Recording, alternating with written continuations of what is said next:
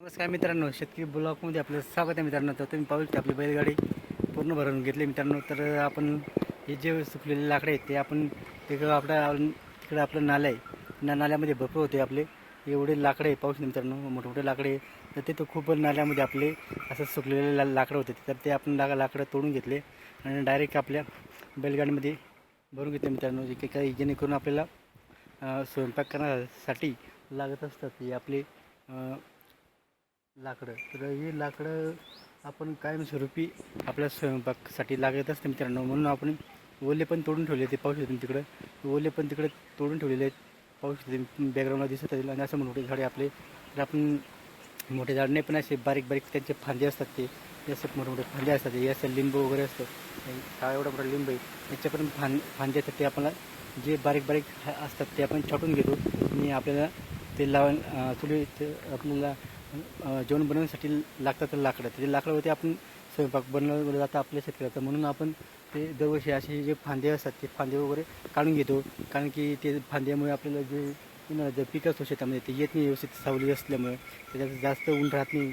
तो कायमस्वरूपी सावली राहते. म्हणून आपण ते लाकडं जे आहेत ते सुकलेले काही ओले आपण तिकडे तोडून ठेवले आणि पूर्ण सुकलेले मित्रांनो.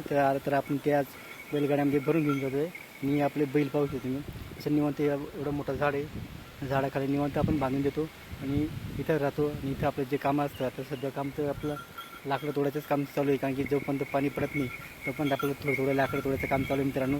जेणेकरून आपल्याला लाकडं कमी पडायला नाही पाहिजे, म्हणून आपल्याला 4 महिना पुरलं पाहिजे लाकडं. ह्या हिशोबाने आपण लाकडं तोडून ठेवतो, जेणेकरून आपल्याला थंडीमध्ये किंवा पावसाळ्यामध्ये आपल्याला लागतात लाकडे. कारण आपण पाण्यामध्ये भिजून आलो तर आपण लगेच शेकोटी बनून आपण बसतो. म्हणून आपण लाकडं हे खूप उपयोगामध्ये येतात आपल्याला स्वयंपाक करायसाठी पण, आणि आपण भिजून येतो तर आपण शेकोटी बनवण्यासाठी पण आपल्याला कामात येईल मित्रांनो.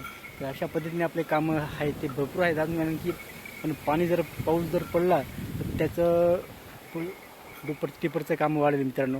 पण आपल्याला पाणी अजून आलेलं नाही आहे, आज 8 जून आहे मित्रांनो. तर आतापर्यंत पाऊस आलेला नाही आपल्याकडे, एक थेंबसुद्धा नाही आहे मित्रांनो.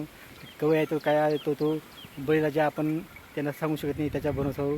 तर ते आपण सगळं सोनी राजावरती त्याला वाटेल तेव्हा येणारच मित्रांनो पाणी. तर आता जोपर्यंत पाणी येत नाही तोपर्यंत आपलं एक किरकोळ कामं आपण घेतो मित्रांनो. व्हिडिओ आवडला तर लाईक शेअर नक्की करा, आमच्या चॅनलला सबस्क्राईब करा. जय जवान जय किसान.